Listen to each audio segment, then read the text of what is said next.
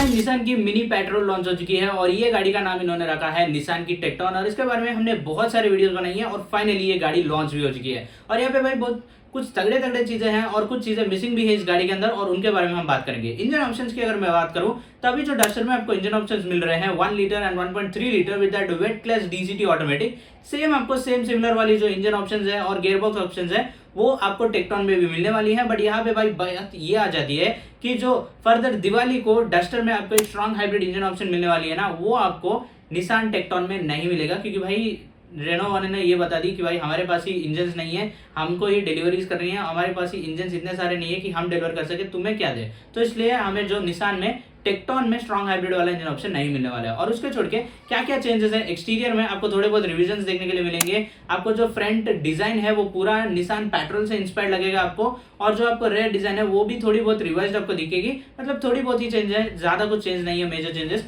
As compare to Duster and Nissan Tekton. और alloy wheels की design भी change हो चुकी है, कुछ लोगों को टेक्टॉन की अच्छी लग रही है, कुछ लोगों को जो है ना डस्टर की अच्छी लग रही है। तो आप भी आपकी पर्सनल ओपिनियन बता देना। और फिर हम बात करते हैं भाई कि ऑप्शंस क्या क्या मिल रहा है आपको, फीचर्स क्या क्या मिल रहा है आपको। तो जो फीचर लिस्ट आपने डस्टर में देखी है सेम फीचर्स आपको इस गाड़ी के अंदर भी मिलने वाली है, ज्यादा कुछ आपको चेंजेस देखने के लिए नहीं मिलने वाले हैं। और यहाँ पे इंटीरियर्स की अगर मैं बात करूँ तो पहले अगर आपको थोड़ी बहुत मैच्योर लुक्स चाहिए, गाड़ी थोड़ी बहुत आपको डिसेंट फैमिली वाली गाड़ी लगनी चाहिए, तो आप टेक्टॉन ले सकते हो। नहीं तो अगर आपको थोड़ी बहुत स्पोर्टी वर्जन चाहिए और गाड़ी थोड़ी बहुत स्पोर्टी दिखनी चाहिए तो आप डस्टर की तरफ जा सकते हो। दोनों ही बहुत ही बढ़िया इंटीरियर्स के साथ आ रहे हैं। बट निसान जो है ना थोड़ी बहुत फैमिली वाली लुक्स के साथ जा रही है और रेनो जो है ना थोड़ी बहुत एग्रेसिव और स्पोर्टी लुक्स के साथ जा रही है, जहां पे इंटीरियर में आपको जो है ना एक प्रोजेक्शन वाली सिस्टम मिल रही है, जिसमें से आप जो है ना चांद को आपके जो सनरूफ की ब्लाइंड है उसके ऊपर प्रोजेक्ट कर सकते हो। और दूसरा जो ऑप्शन आपको मिल रहा है वो जो डस्टर में आपको नहीं मिलती है वो ये है कि सनरूफ के अंदर भी आपको लाइट्स इंट्रोड्यूस किए गए हैं टेक्टॉन के अंदर, और वो आपको डस्टर में नहीं मिलते हैं। तो ये कुछ ऐसे चीजें हैं जो सिर्फ टेक्टॉन में ही मिलते हैं, और यहाँ पे डस्टर में ऐसे इंजन ऑप्शंस हैं जो आपको टेक्टॉन में नहीं मिलते हैं। तो ये दोनों में कुछ ऐसे अंतर हैं जो आपको नोटिस करना पड़ेगा। इनको छोड़ के बाकी जो गाड़ी है वो सब कुछ सिमिलर ही है, सेम इंजन, सेम